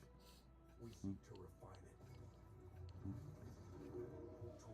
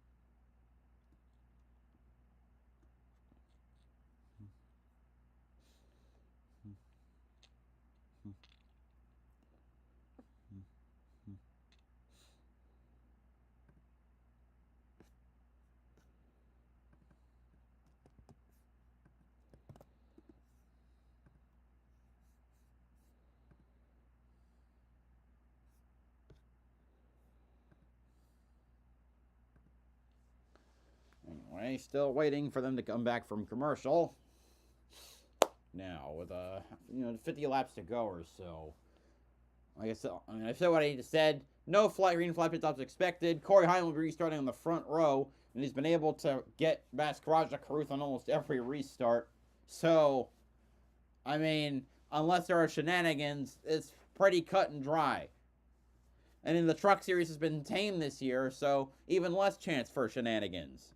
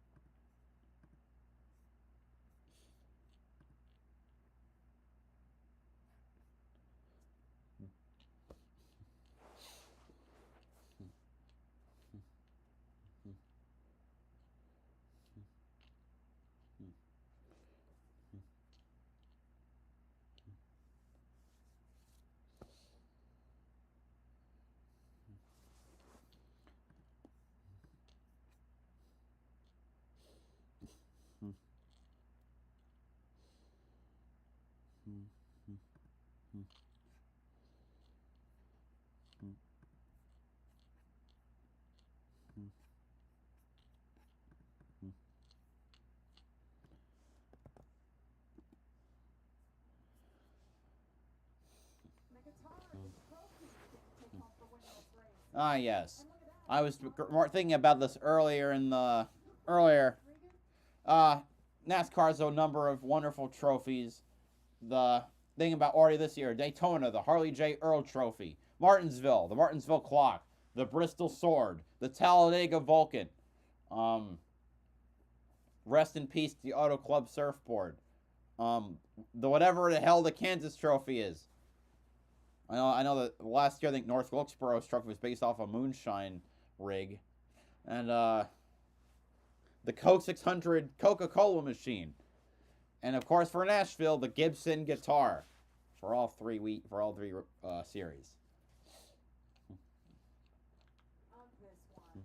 going to have to watch that Echo Park Automotive Restart Zone because these guys are going to be all over one another. Every restart gets more and more important. This is the most important one tonight. 47 laps to go here. Raja Caruth's pit crew got it done out front. He will lead him. Corey Heim is next to him. Brent Enfinger, another gainer. Here we go again. The final stage. 47 laps to go here at Nashville. Corey Heim's probably going to take the lead into 1 and 2 again. Oh, this time he won't. Caruth holding the inside and is clear by a few car lengths. Corey Day in third now. Grant Enfinger to fourth.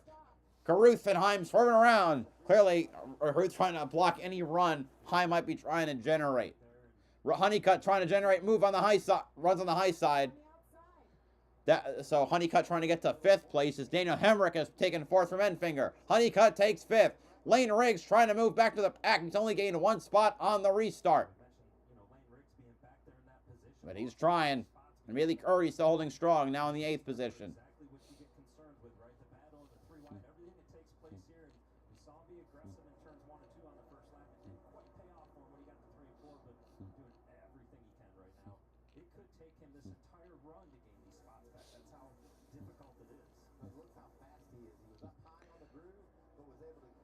Heim is, right now is recording the fastest lap. And I don't know why they always take so long for this to be recorded. with F1, usually it's recorded a lot quickly, and they don't even use it for points anymore.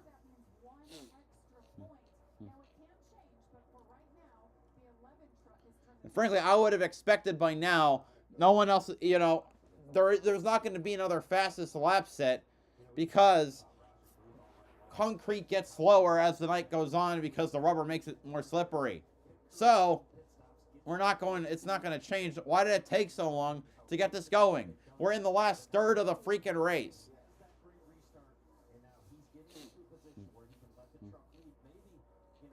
Daniel Hemrick getting by Corey Day for third place.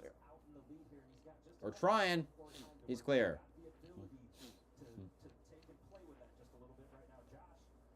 Let's see at the line. Who was faster that lap? Carruth by 300ths. Wonder if they add some adjustments on that 71 that are able to make this truck faster. Perhaps, hopefully, over the whole run. 43 laps to go. Still a long way before the finish. But Raja Carruth looking for his first win since March of 2024.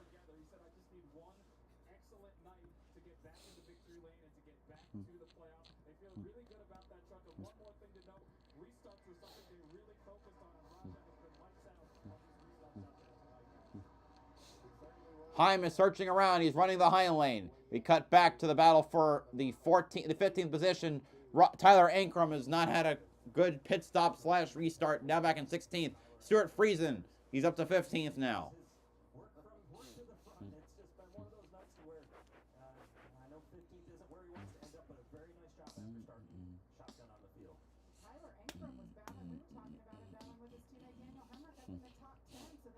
Heim slipping back a little more, about a 1/10 and a half. This pass wasn't as easy as we first thought, Regan, because watch this. Look how tight Ankrum has Stuart close down to that yellow line, pinned down, and Stuart's going to get loose. Lane Riggs up to 5th position now. Got past Honeycutt and closing in on Corey Day along with Caden Honeycutt. Corey Day throws the block on the inside.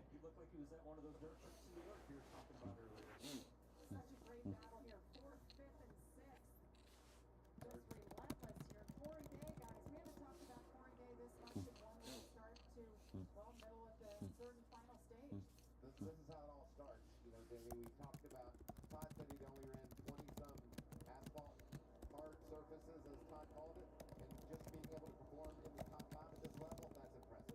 You know what's impressive is what the man on the right side has done, Chandler Smith. He has passed 45 trucks and counting tonight. Chandler Smith's up to 10th, so the struggles from earlier are gone. No, can he charge to the front with less than 40 laps to go?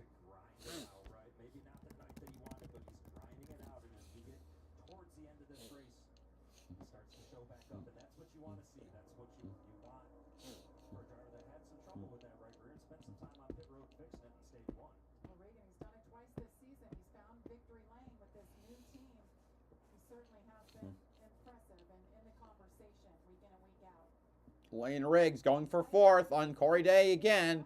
Sneaking by on the inside. No block this time. Lane Riggs up to 4th. We have a quarter of the race to go.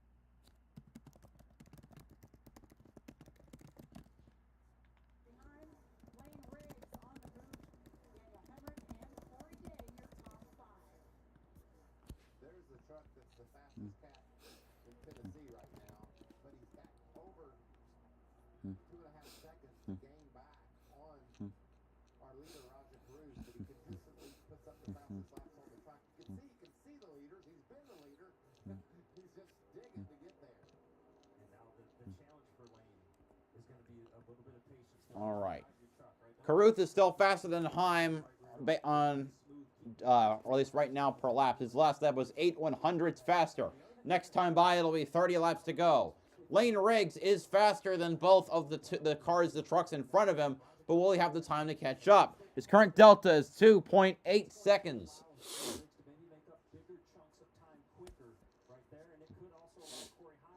His last lap time was a little faster that last lap, erasing most of the gains. So now I guess it is a question of, some of that long run speed. Kyle Busch, by the way, is now in the 14th position.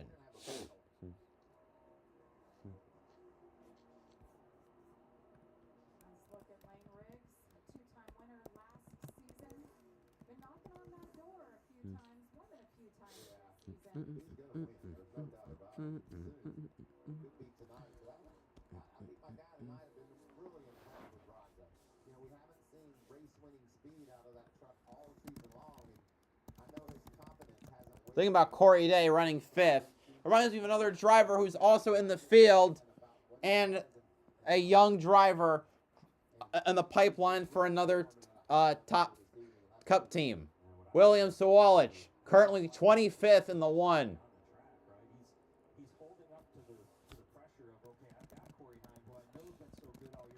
So, yeah, sounds about on par with his NASCAR career at the moment.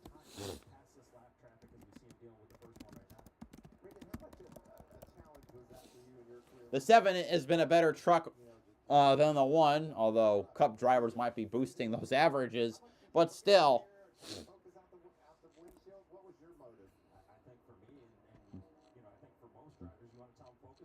Riggs now up to 2.5. The 27 laps to go. He can knock off a 10th a lap, and he'd be good. Well, then the problem is he'd also have to pass a couple trucks. The gap now, as I go down the backstretch, Carruth at a 1 second margin over Corey Heim.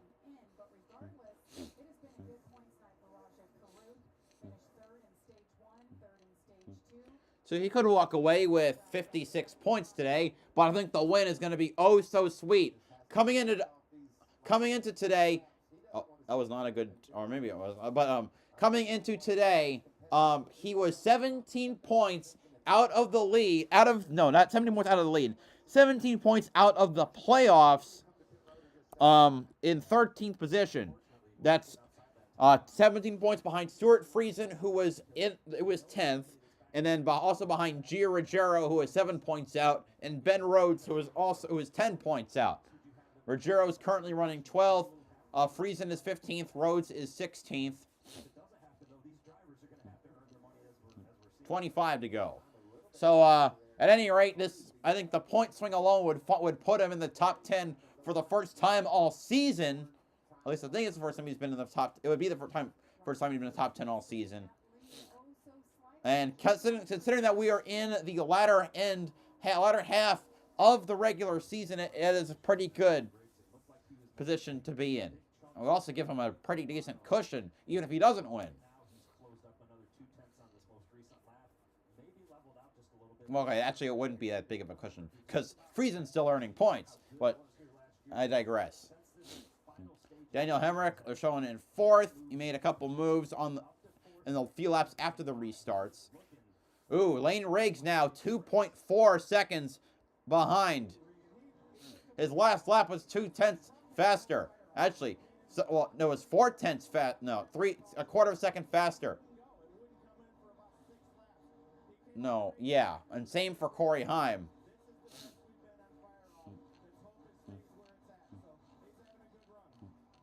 Oh, the margin's down for Carruth. Now he's 0.7 ahead of Corey Heim.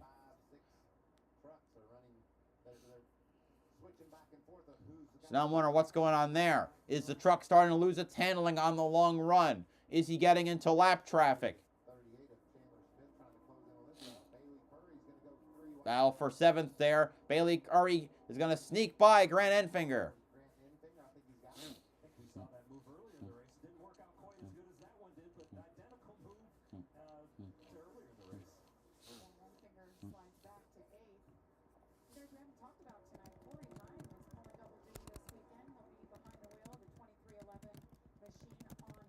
Then show him. What? Show the truck driver you're talking about. It's just everything Corey Heim gets in right now is very impressive and doing everything he needs to do as a race car driver. And scratching his head as to how I'm going to change what am I going to do to catch this cat? Roger Cruz just driving a perfect race here late in the going. He's closed that gap ever so slightly as Roger Cruz crosses. Yeah, so we do have some lap traffic. So I can see Nathan Bird. I can see Matt Crafton. The gap between Heim and Riggs now is about 1.5 seconds.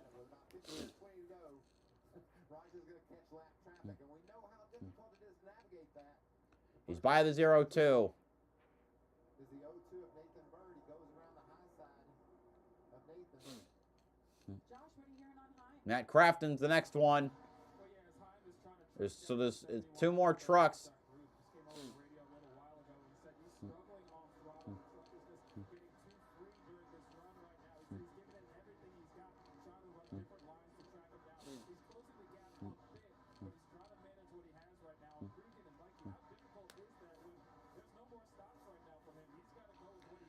So Caruth will duck to the inside of the 88. Send it into turn 3. He'll clear the 88. Heim gonna try and follow on that same line. Not able to get by the 88 fully. He'll have to side draft a bit. Who's next? I think that's Clayton Green. Is that or Tomasi? It's one of the Reum trucks. That's all I know. 18 to go. The lap traffic definitely, that helped the 71 a little bit. Okay, that is definitely Clayton Green.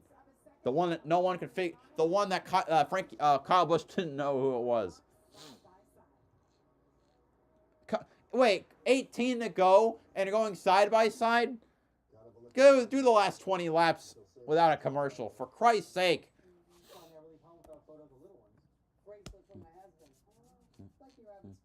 Lucky rabbit named Scoot. It's Swedish. Lane Riggs is within 9/10 of Corey Heim.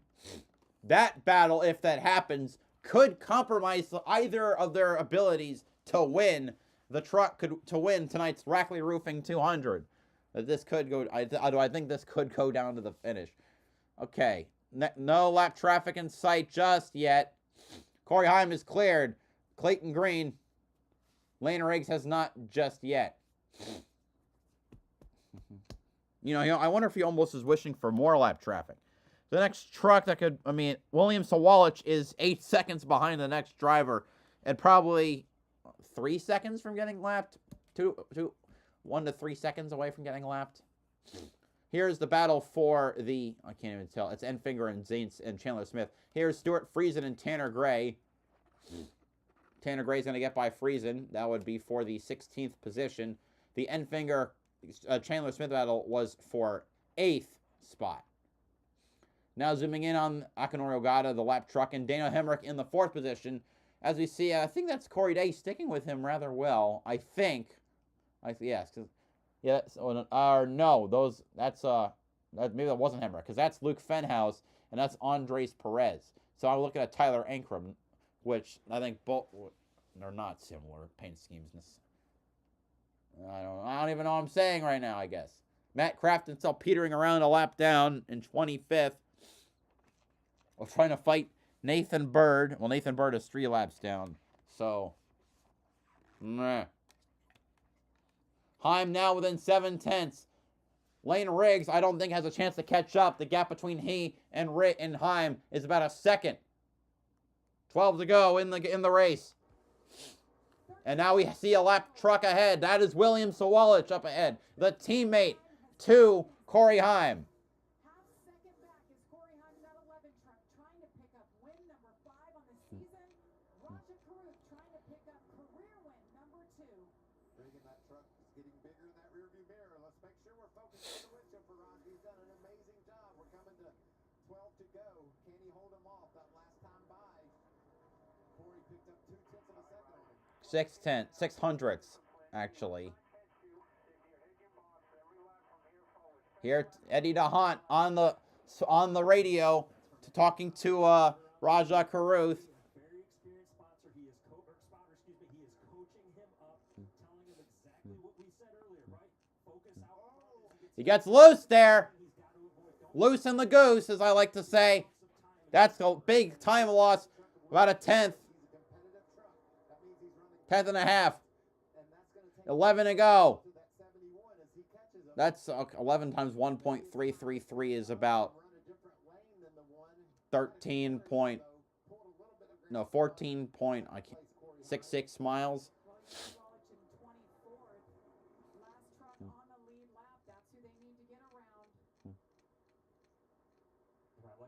There's Lane.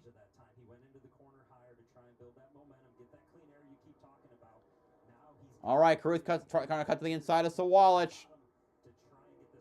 He'll get him, but he'll stay way out of the way to help Heim. He was not able to get by Sawalich, but he wasn't really that far. He wasn't really close to him. We have 10 to go, coming to 9 to go.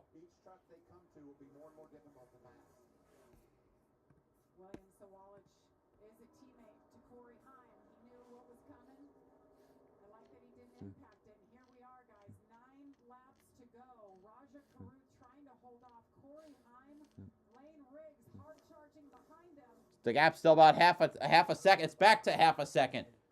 We might have a few more lap trucks though. That's the key here. We might. Yeah, there's a couple more up ahead.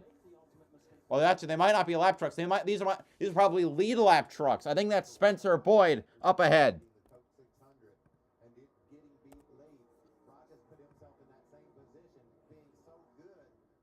Okay, Spencer Boyd is a lap truck actually. If that is him. Yeah, that's Spencer Boyd.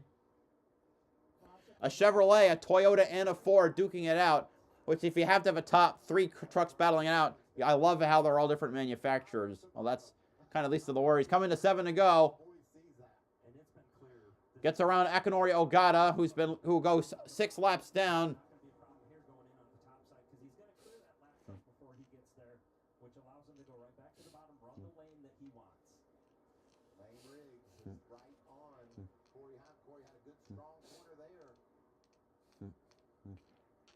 I don't think they'll run into any lead lap trucks before the race is over. Heim's he's making a real run around the high side. The gap's about 3/10. We'll see how that run goes off the corner.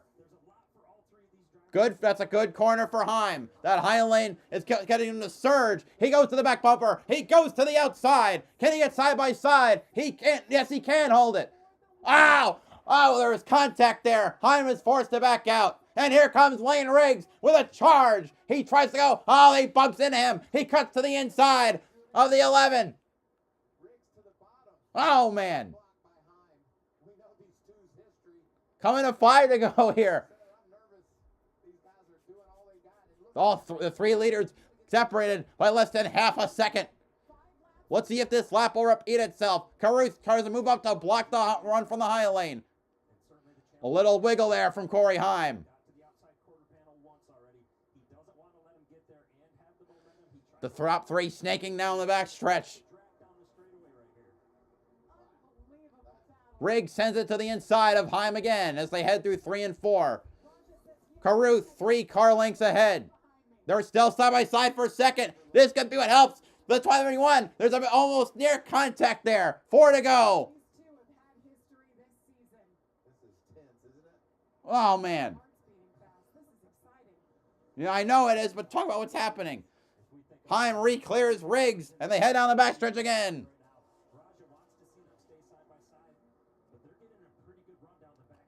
Heim trying to set up another charge on the 71 as they come out of 3 and 4. It was going to go from 4 laps to go to 4 miles to go as we hit 3 to go. Caruth trying to block anywhere he can get, making the truck as wide as per someone on my 600-pound life. They head down the backstretch. He's still swerving like he's at the Indy 500 on the final lap. Well, that's a good separation for Caruth. Riggs cutting to the inside. He might have second place as they go to 1 and 2. Caruth with about a 10 car length advantage now. A big separation as the 34 and 11 slow each other down. 2 to go. Heim reclears Riggs for second. They head down the backstretch.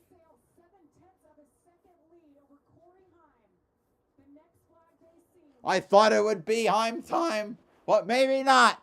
Here they come through 3 and 4. Half a second lead as we head now towards the white flag, which is out. Last lap at Nashville. Can the 71 hold on? He's got 4 turns, 1.333 miles to go. These 3 drivers, all under the age of 25. 3 of the rising stars of NASCAR, duking it out. But right now it'll be the one who has won the least to get the win today. Here he comes at turn 4. The 22-year-old from Washington, D.C., Rajah Caruth, wins the Rackley Roofing 200 at Nashville. Hell yeah.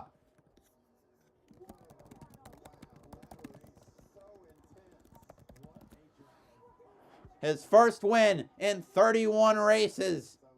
And the 5th full-time Truck Series driver to take a W in 2025. What a hard-fought battle. Ugh.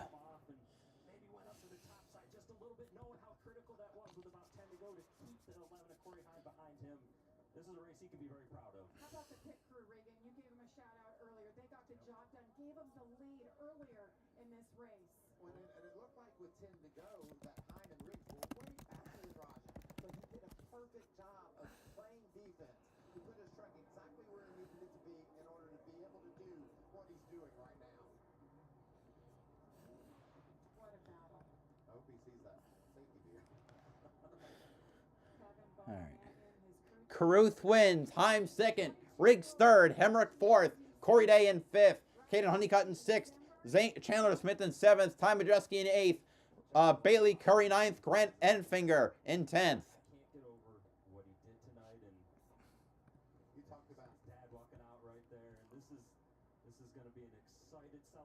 Oh man, that's great. You guys know that to make it to this level isn't on that one person. It is your entire family, the sacrifices they make to get you here. It was 10 years ago. I met Rajah at Richmond. He was a race fan trying to be a driver, and he's worked that hard to get to this moment. Well, Caruth will go from 13th to in the playoffs.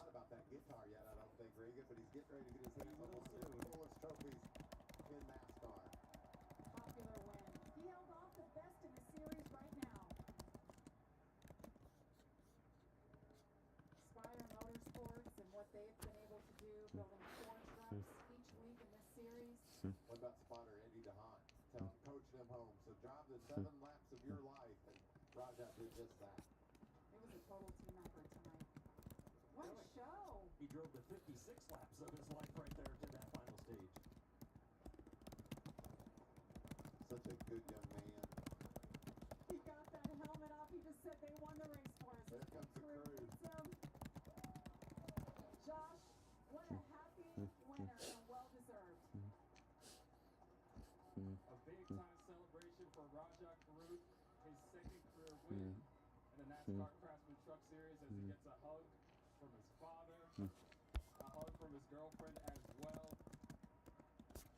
A special moment for Rajah, certainly, and this team. And like you mentioned, Jamie, the pit crew was really big and instrumental in helping him get through this one. Rajah, you told me earlier today, right? You said, I am one excellent day away from getting a win and getting back into the playoffs. How's that for an excellent day? I didn't expect that at all. Those guys were breathing down my neck the whole run. My pit crew won that race. Jerry, Seco, Dawson, Josh, Cody. Yeah, they won that race for us. Got us off the road twice. So thanks to Mr. H, Miss Linda, everybody at HenryCars.com, the men and women at Spartan Motorsports Chevrolet. We've been off this year, but good to get it done tonight, man. I was out of breath, but that was a lot of fun. What's going through your mind as Corey Heim, a guy that has 4 wins already this season, is barreling down on you towards the end of that race, trying to hold up him and Lane Riggs as well? Yeah, I don't know. I just was asking myself, how bad do you want it? I think it's, I don't know. I just try my best. stuff was better, but I just did my best. That was it. Rajat Caruth, your winner at Nashville. I think he might still be in shock of it. Corey Hine, second place finish. I know it's all about winning for you guys coming off the win at Charlotte. What more did you need to get up there and race with Rajat? I feel like just clean air was the main thing tonight. With the third stage being so straightforward, lack of kind of strategy going green there. I feel like it was tough to come back from not having the lead, but I slid through my box here the last stop and didn't do my guys any favors. So just something to reflect on my part. But big congrats to Rajat. I did an awesome job managing from the lead. I was really free behind him, and he made pretty much the right choice every time as far as where I was going to go. And it's nice racing against people that aren't gonna wreck your races for the lead. So that was cool, and big congrats to him. But also huge thank you to Truck on Garage. Showed a safe light. Wrapped up the month of May with Foster Love with the P2. Would have loved to. No, I think the Foster Love truck could have won all 4 races in. Well, wait, no, not they weren't close. There were 5 races in they didn't run Wilkesboro in that truck. I think they 1-2, 1-2. I think. But anyway, that does it for today's coverage. Tomorrow at 7:30 is the Tennessee Lottery 250. Be there or be square. BowserJrXD is signing off. Have a good one.